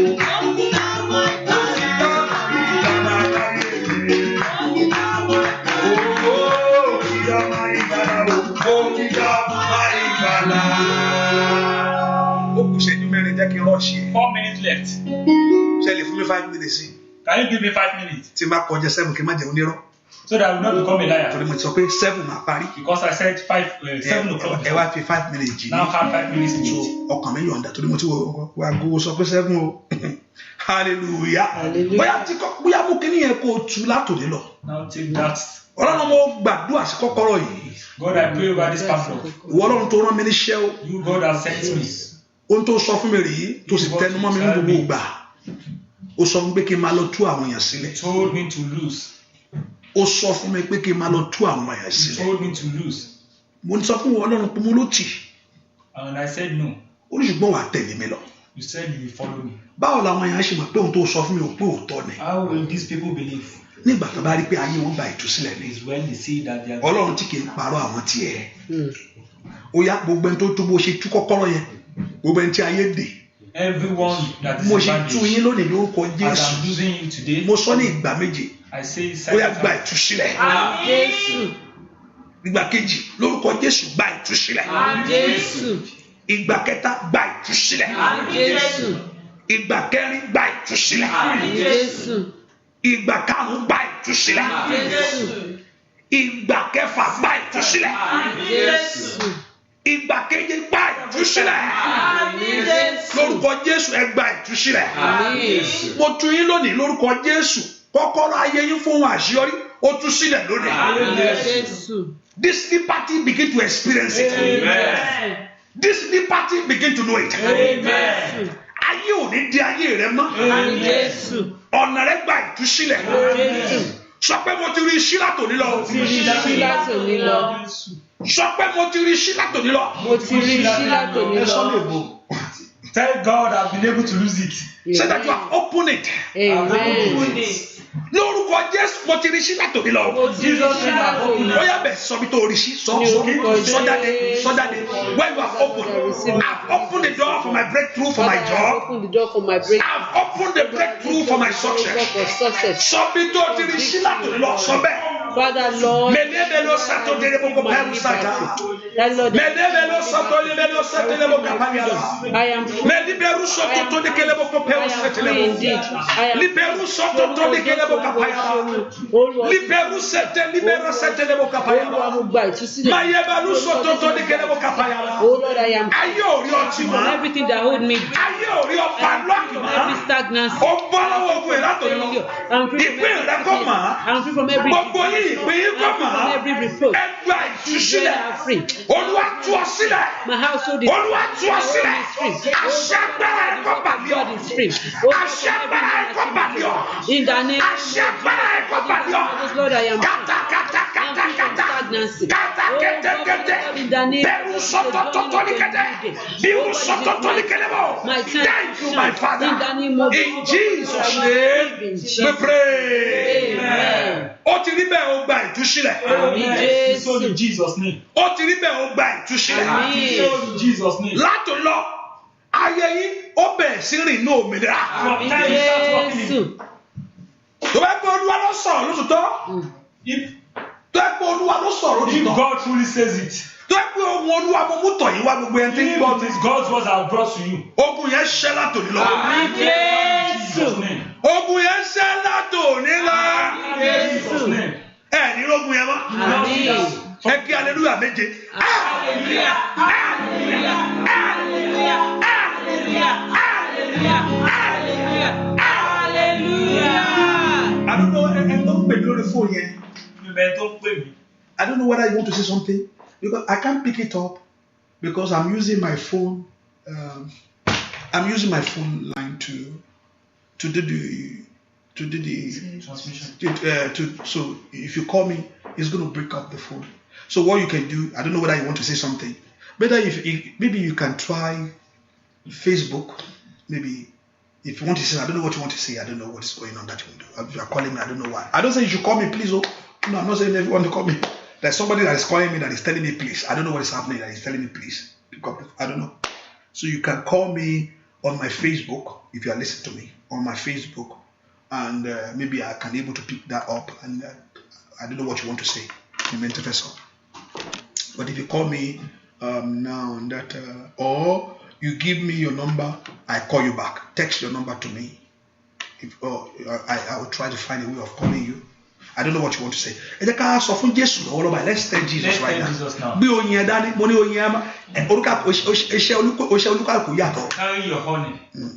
Iṣẹ́ ẹni tó ní kọ́kọ́rọ́ iṣẹ́ ẹ wà bẹ́ẹ̀. Ẹni tí adùn kó wà nù ẹ bá mú mi tí màá fi sí wa. Hallelujah. Ẹ fi léde. Àwọn eléyìí kọ́kọ́rọ́ yìí mi tí ì ṣe eléyìí. Ìdí tí mi fi ṣe ni pé àwọn tó wà ń partner ọ̀la máa ṣe é lè fún yín. Hallelujah. Tó mo fẹ́ bá yín sọ̀rọ̀ kí n tó ṣe. Ṣùgbọ́n máa wọ̀ ní eléyìí tọ́lọ́run ti ṣe ó ti ṣe tiẹ̀ náà tó mú dání Ọlọ́run ti ṣe. Hallelujah. Hallelujah. Praise the Lord. Hallelujah. Praise the Lord. Hallelujah. Just spoon. Praise the Lord. Hallelujah. Bí oyin gbé ṣúgà ìwọ̀n tó bá ní lọ́wọ́ gbé dání. Ẹ kọ́ amú. That's okay. That's okay. Anything. Bring it. Hallelujah. Hallelujah. Lórúkọ Jésù, ayé yín kó gba ìtúsílẹ̀. Yes. Okay, don't worry. No, I'm okay. I'm done with it. Don't worry, sir. Father, in the name of Jesus. Jésù. Father, in the whatever you want to do. Father, in the name of Jesus.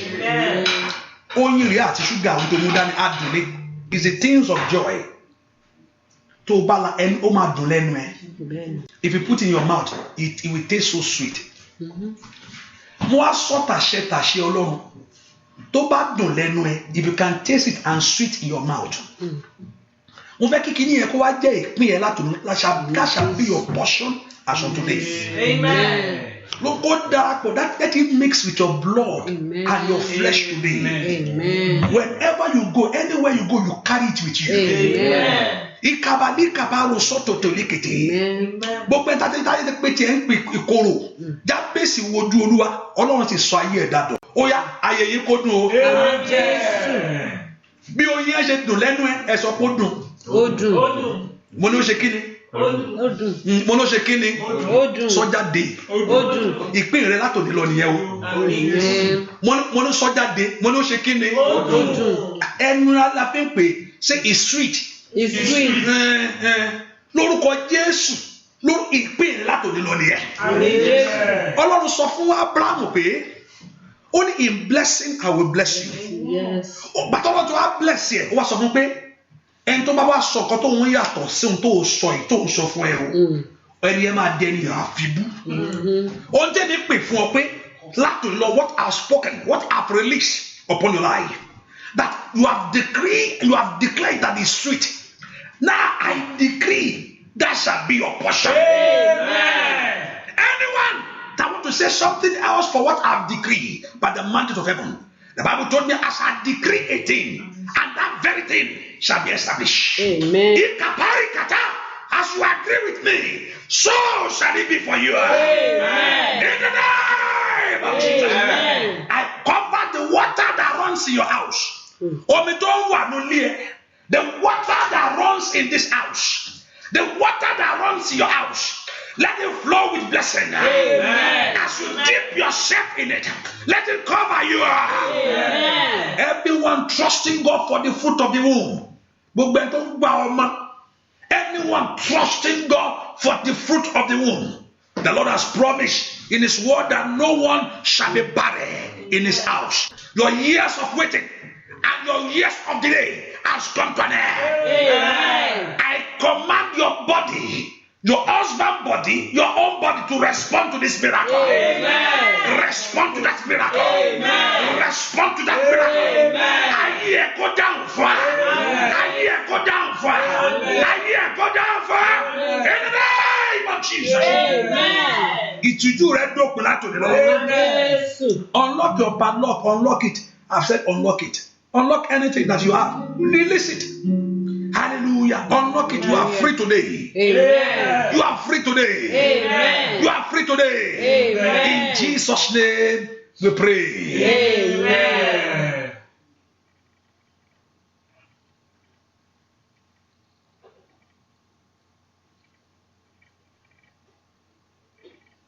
Gbogbo ẹni tó wà nínú àdúrà yìí, Everyone in this prayer, Olúwa ti ṣàánú fún yín. God have mercy upon you.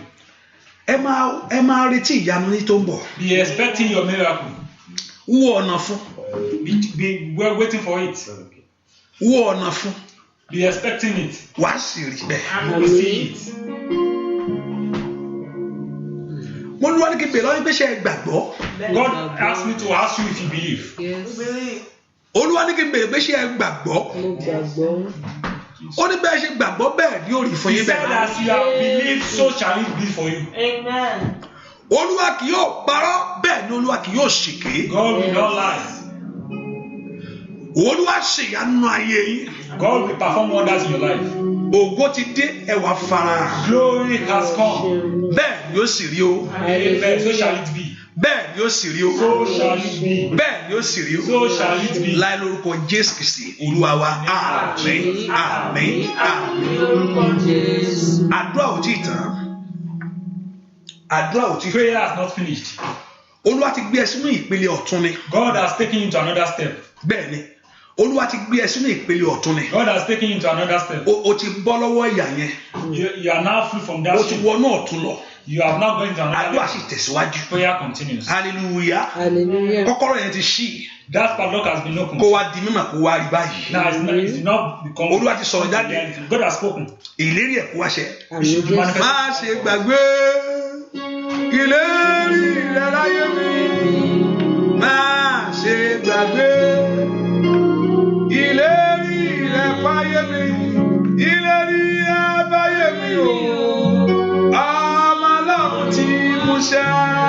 Hallelujah. Let me pray for those that you have shared this prayer this hour. I pray that the hand of the Lord be upon you. Amen. That the power of God surround you. Amen. Ìyanu yín kó ṣẹlẹ̀. Gbogbo ẹ̀ ń tẹ̀ share prayer yìí. That the power of God touch you right now. Gbogbo ẹ̀ ń tẹ̀ sọ pé kó má bàjẹ́, ẹgbẹ́ má bàjẹ́, ẹ sọ pé èmi rèé. Àwárí. Ẹgbẹ́ má bàjẹ́, Àwárí. ẹgbẹ́ kó má lọlẹ̀, Àwárí. ẹgbẹ́ kó má ṣubú. Àwárí. Lórúkọ Jésù kó Olúwa kó gbé yín dìde. Àmín Jésù. Gbogbo ibi tẹ́ ti rán iṣẹ́ ìránṣẹ́ lọ́wọ́ pé kó má bàjẹ́, kó má lulẹ̀. Gbogbo ẹ̀ ń tẹ́ ń wá síbẹ̀. You know, even your coming also is an encouragement. Ṣé ẹ mọ̀ bẹ́ẹ̀? Tí bá dá nìkan pàtẹ́wọ́ nulẹ̀, Olúwa àtẹ́wọ́ mi yáyá rí yóò sún ọjọ́ kan. Ṣùgbọ́n ẹgbẹ́ kó má bàjẹ́ lórúkọ Jésù kọ́rọ̀ kó gbórí yín sókè. Àmín Jésù. ẹ rà àánú Ọlọ́run gbà. Àmín. Ó ti rí bẹ́ẹ̀ o. Àmín. Ẹnìkan ibi tó yẹ kó yọ ẹ̀ ṣubú ìwọ gán ti mọ̀ pé ó dà pé kí ni màá dúdú tì mí o ó dà pé màá ṣubú mi ìwọ gán mọ̀ bẹ́ẹ̀ gbọ́n tó lúwa ní kí n sọ fún ọ ó lè ò ní ṣubú. Àmín Jésù. Má bẹ̀rù. He said you should not fear. Ìwọ gán ti rò pé ibi tó wà pé kí ni ó dàbí kí ni ó máa lọ dáwé ó tiẹ̀ mọ̀ bó ṣe máa ṣe mọ̀. You are already afraid of what is coming next. Ṣùgbọ́n Olúwa ní kí n sọ fún wa pé mo má bẹ̀rù mọ́. God asked me to proclaim into your life not to fear. Wàá rí alágbára ńlá. And you see God. Wàá sì máa kó o ní Ọlọ́run. You know that. Thank you, Father. Thank you, Jesus. In Jesus' name we pray. Amen. God bless you. See you. The prayer continue tomorrow. Hallelujah. Hallelujah. So see you. God bless you. Unlock. This padlock. Don't throw it away. It's your padlock. But one thing, don't lock it. For now, just keep it in your house. Use it whatever you want to use it for. Má lọ sọ pé padlock wo leléyìí. Má sọnù. Use it for whatever. Ṣé kí n lọ tì mọ́lé ni? It's your padlock. O ti bọ́ lọ́wọ́ ìyá yẹn. Ayé ò rí ọ dè mọ́. So just keep it in your house. Use it as normal thing. But má tì. Gbogbo àti ò bá lò má tì ẹnu ẹ̀. Hallelujah. Ṣé kí nìyẹn ṣe fún ẹ? I don't know. Má tì. Hallelujah.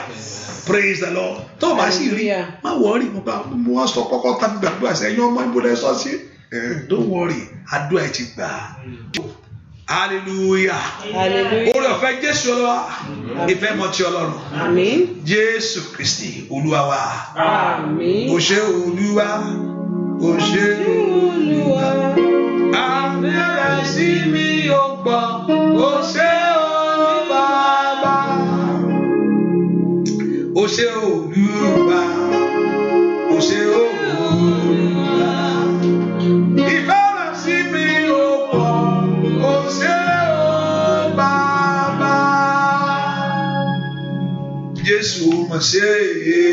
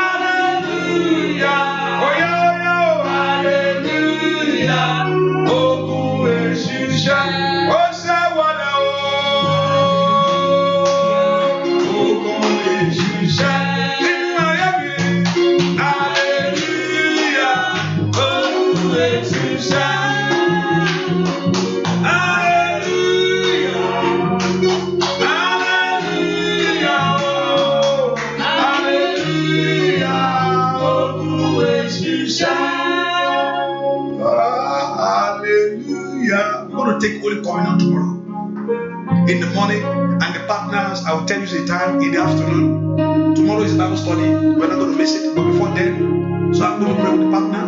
Hallelujah. And God will do something great in your life. I'm going to be on Zoom, not on Facebook, but in the morning 6, I'm going to be there. We're going to take Holy Communion. Hallelujah. Amen. Praise the Lord. Hallelujah. Hallelujah. Amen. Hallelujah. Amen. Hallelujah. So if you don't have time, you're going to take another one in the Bible study time. So just to balance, I will just pray. Seal it up with my blood and my flesh. Hallelujah. So we're going to seal it off with his flesh and his blood. Hallelujah. Hallelujah. God bless you. And I pray for my brother, Brian Easier. Hallelujah. I pray that the hand of the Lord be upon him. Amen. In the name of Jesus. Amen. The glory of God will shine upon his life. Amen. In the name of Jesus. Amen. Great thing will happen for him. Amen. Àti aya àtàwọn ìyanu kò ṣẹlẹ̀. Àmín Jésù. The Lord will do it, oh God. Amen. In Jesus' name we pray. Amen. Amen. Amen. Hallelujah. Hallelujah. God bless you, everyone. God bless you. God bless you.